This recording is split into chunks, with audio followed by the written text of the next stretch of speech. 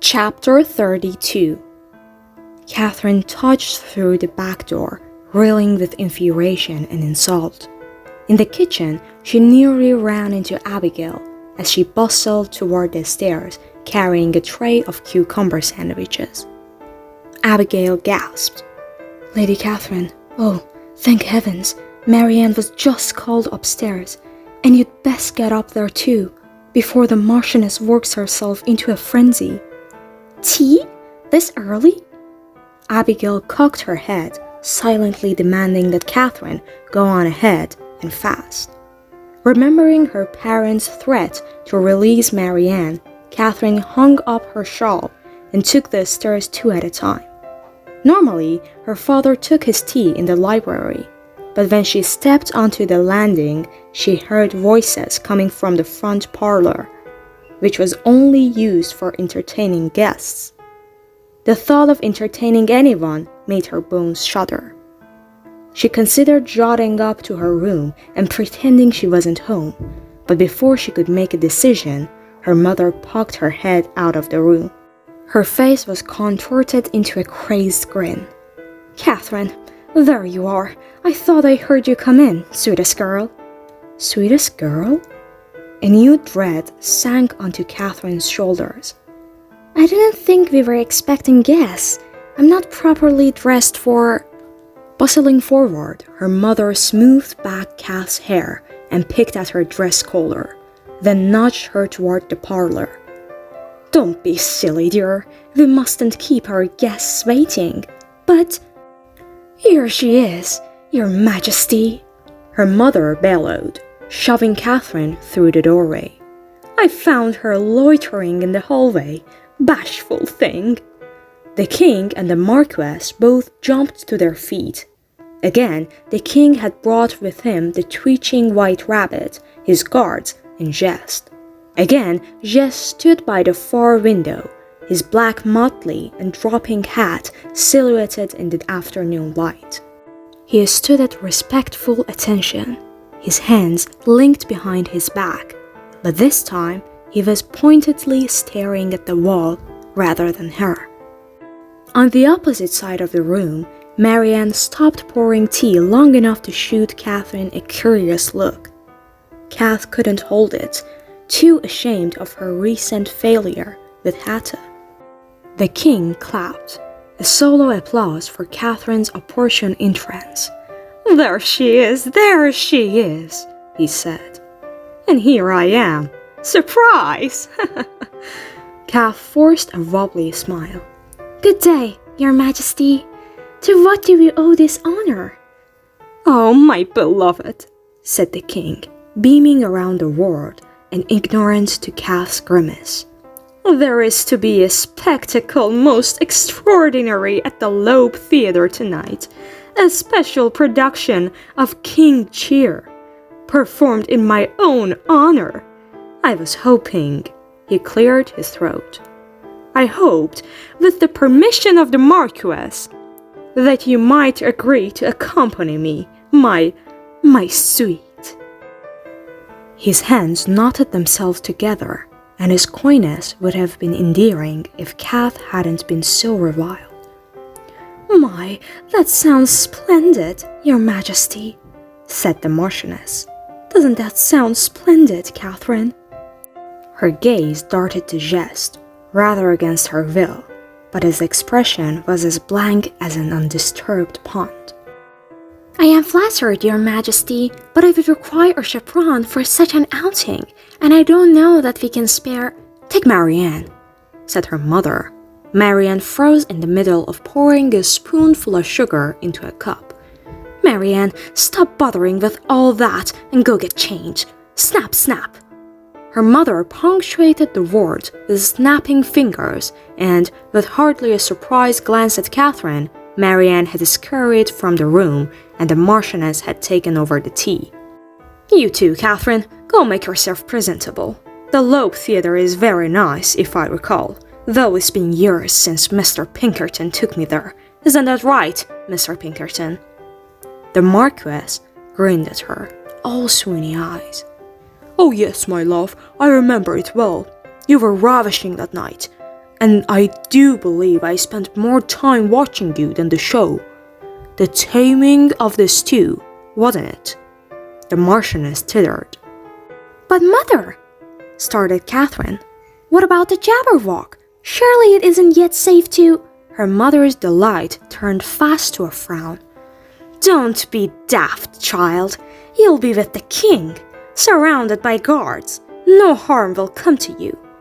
But I've only just gotten home and I'm not... Catherine, His Majesty has requested your presence at this most extraordinary spectacle. We will not disappoint him, will we? By which Kath knew she was asking if Catherine would dare to disappoint her. She gave the slightest shake of her head. As I thought, now run along and put on something proper. Her sunshine smile was back as she turned to the king again. You did say that you take your tea with milk, isn't that so, your majesty?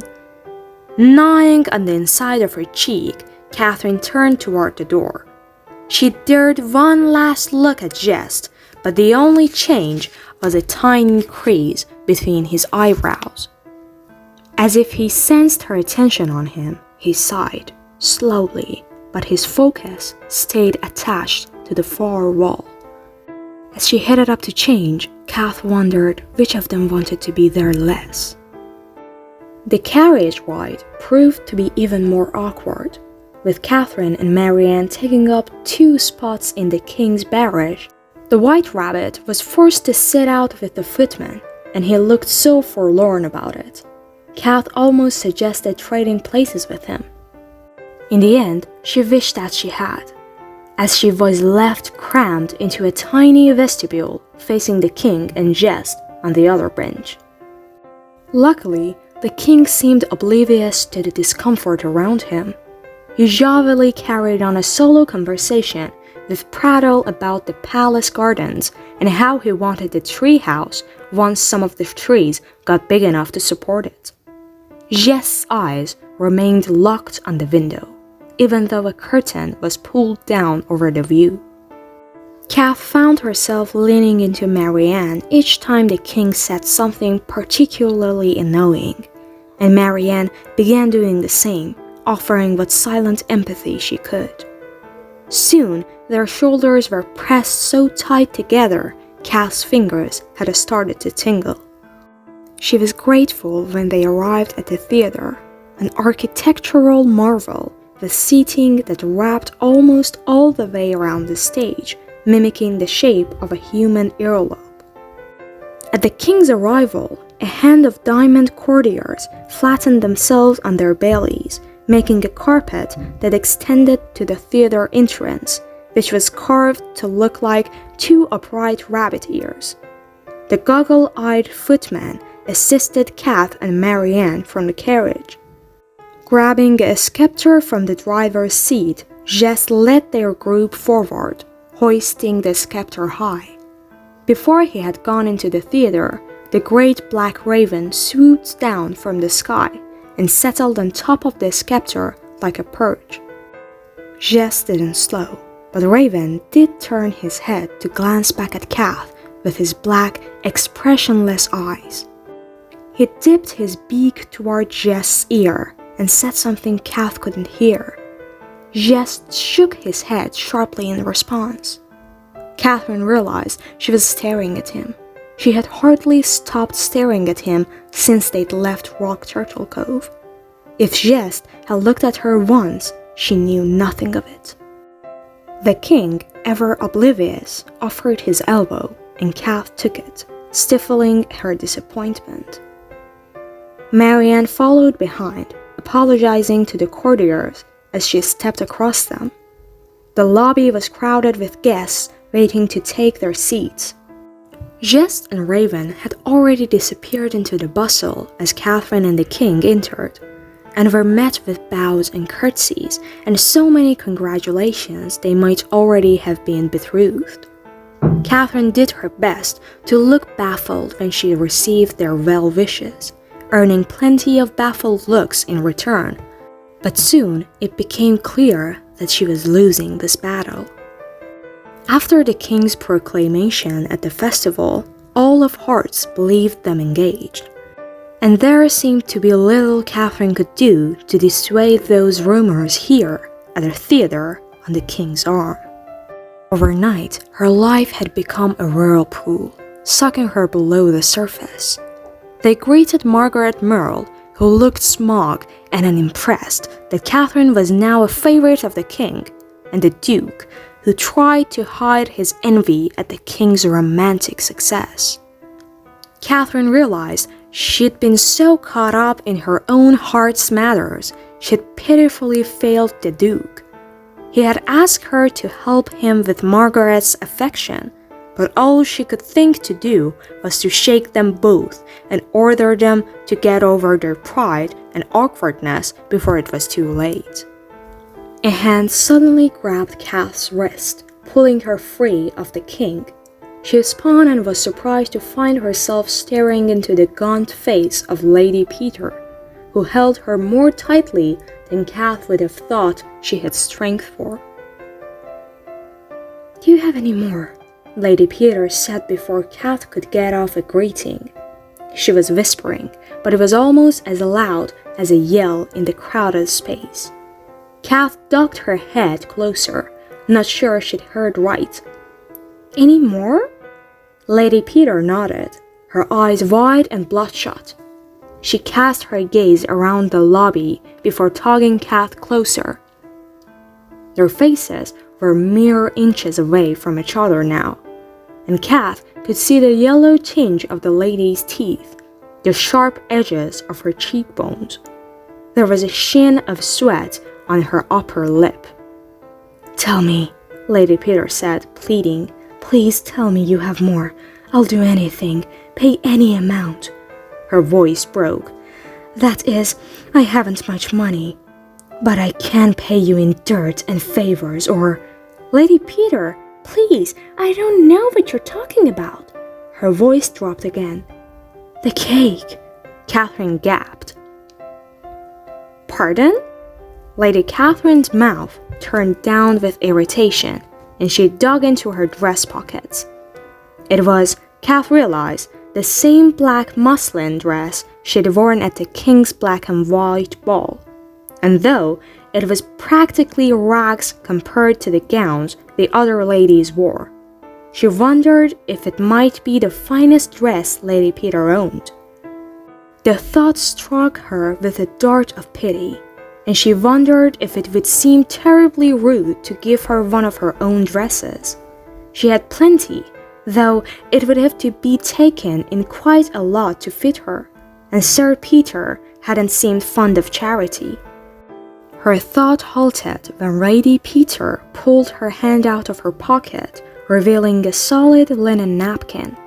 She peeled open the corners, and in the center of the napkin were the remains of a slice of spiced pumpkin cake, so squished that the cake and frosting had melded together into an almost unrecognizable lump. A few crumbs started to tumble over the napkin's edge, and Lady Peter gasped and leaned down, catching them in her mouth. Her whole body was trembling as she peered up at Kath again, and refolded the napkin over the cake, stashing it back into her pocket.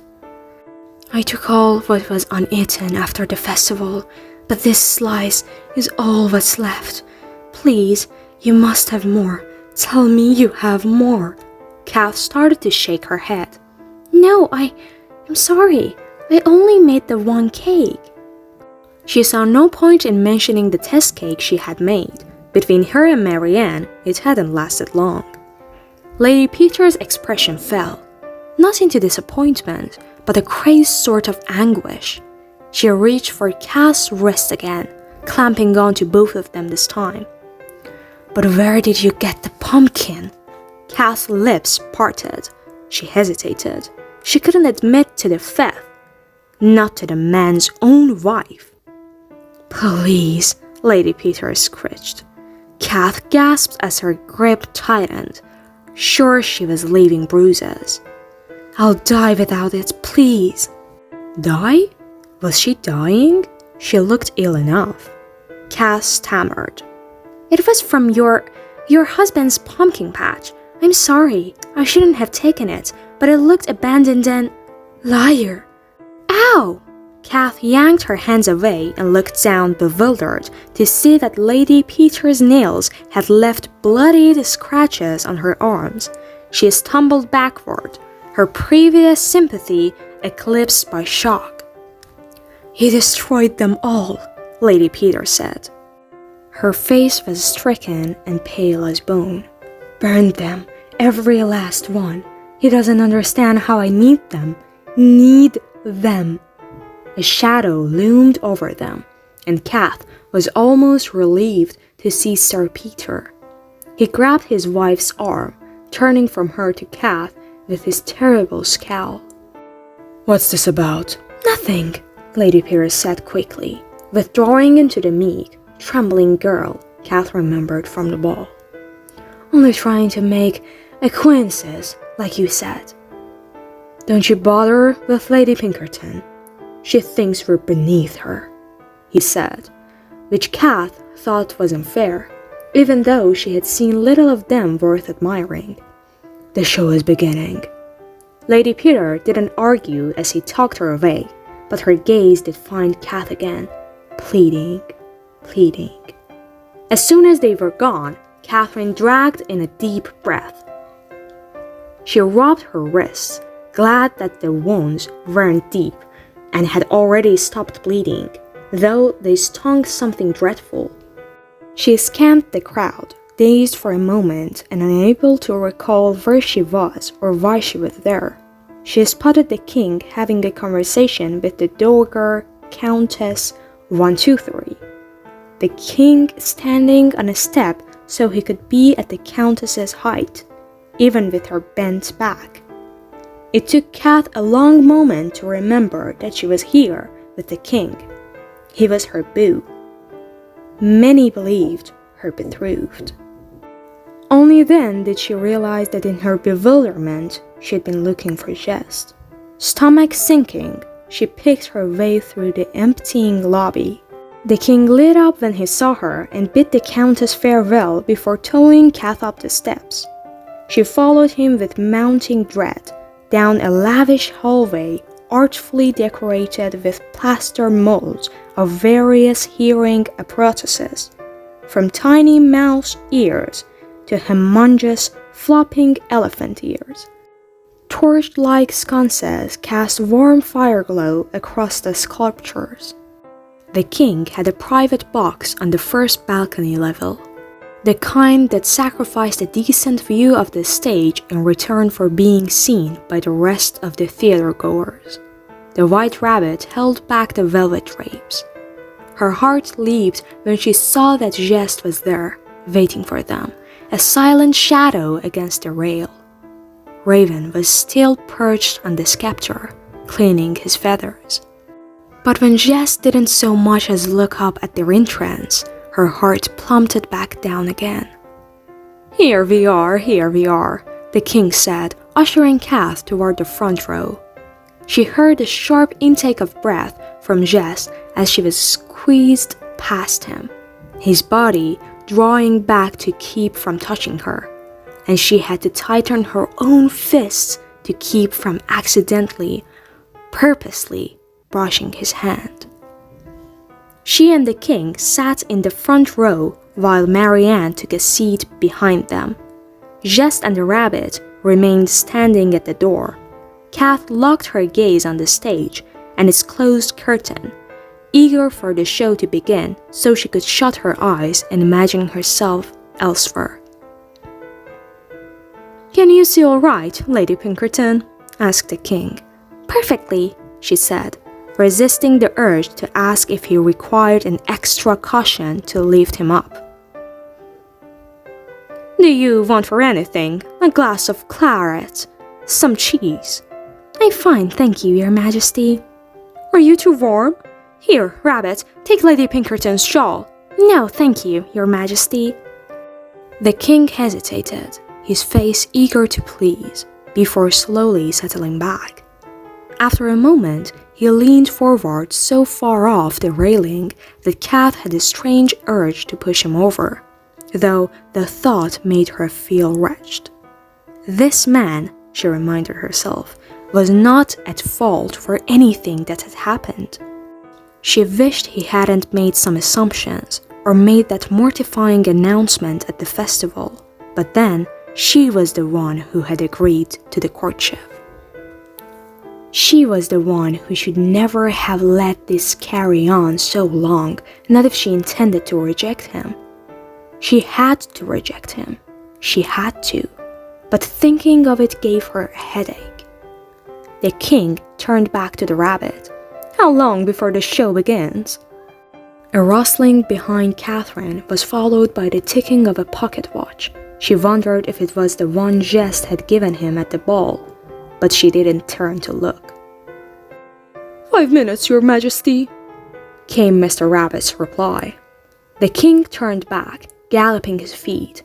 Geste, Lady Pinkerton and I are bored. Won't you amuse us? Kath's head snapped up. That's not necessary. I'm not bored at all, in fact. Geste looked at her, finally. She tried to smile, imagining they were accomplices in their understanding of the situation, but he flinched and turned away. Withdrawing, Kath looked down at the mezzanine level. I enjoy watching the people. Why, is that Mr. Quail? I heard she had a nest full of eggs a few months ago, but it seems they've all hatched. What a darling little family they make. The king followed her gesture. So it is. He clasped his hands beneath his chin. I just love when they are little, don't you? The cute little cherubs, with their itty-bitty beaks and plump little bodies. He sighed, and Catherine had to agree that the baby quails were adorable. She counted a baker's dozen of them, taking up an entire theater row. How many do you want? Asked the king, settling his elbows on the rail and dropping his chin into his palms. She peered sideways at him. Eggs or quails? Children. His face had gone ruby red, but his eyes were dreamy when he glanced at Catherine through his lashes. I want a full suite of 10 someday. Heat rushed up her neck, blooming across her cheeks. An impossible-to-ignore choking noise from Geste twisted like a knife in her stomach. I suppose I haven't given it much thought, she said, followed by a painful gulp. It wasn't entirely true. She thought it might be nice to have a family someday. But not with him. Dear hearts, not with him. Geste thumped his scepter so hard on the floor, Kath felt it vibrating through her feet.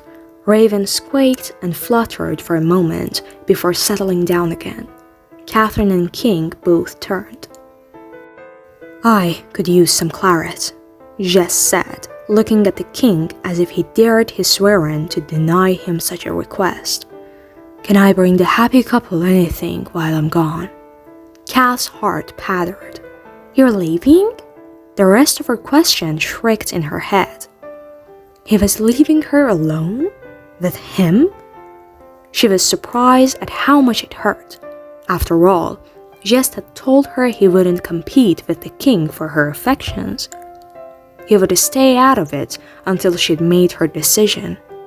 Every moment spent in their mutual presence made her feel like a spineless coward, but that didn't change the fact that she didn't want Geste to leave. Coward, coward, coward. The king started to bounce in his chair. Aha! You see, Geste, she does wish for a spot of entertainment. Oh no, that wasn't what I... Heavens! It is rather warm in here, isn't it? Some of the tension in Geste's shoulders drained away. Allow me, he said, swooping forward and assisting her out of her shawl before she could take a breath. His gloved fingertips were tender against her shoulders. She shivered. I am of course happy to provide entertainment if it pleases the lady, said Geste, hanging her shawl on a rack at the back of the theater box. Perhaps I shall offer poetic vexations on the lady's buttercream frosting skin. Endless compliments on her hair like melted chocolate. Rather than be embarrassed at just quoting their personal correspondence, the king happily kicked his heels. That was from one of the letters I sent you, remember? Just only had to help with that one a little bit. He straightened the crown on his head. I was awful hungry after writing it. Fine literature does work up an appetite.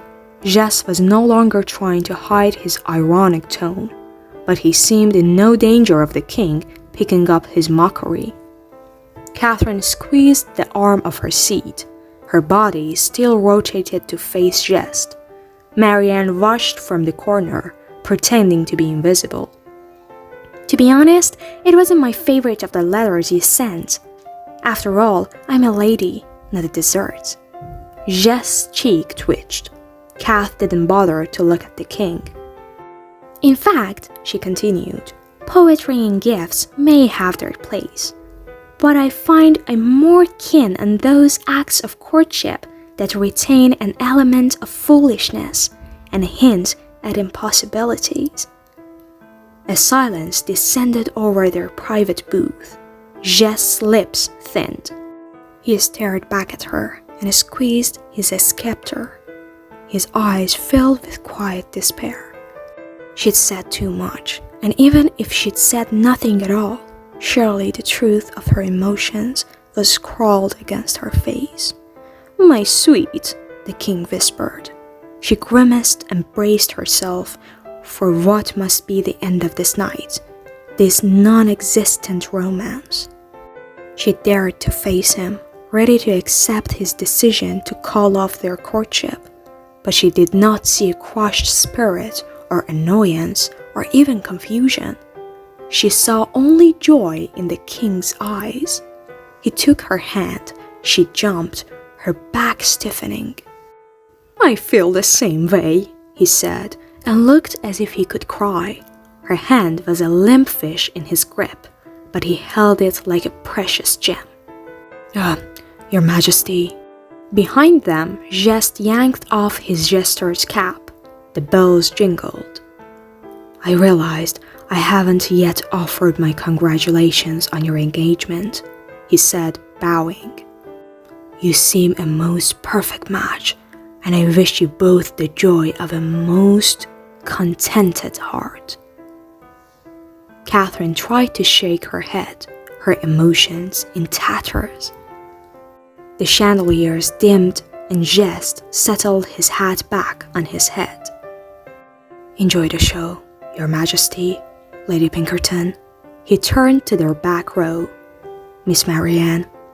Kath squeezed the arm of her chair and tried to convey to him how much she wanted him to stay, how she would give anything to be at his side, not the king's. Jess tore his gaze away and swept from the theater box, Raven still perched on his scepter. Miserable, she turned back to face the stage. Her hand was cold, but the king's was hot and damp. He didn't let go. She could catch glimpses of his pleased mug in the corner of her vision. A curtain began to rise, an orchestra blared, and the first act tumbled out onto the stage. The audience cheered, the king loudest of all.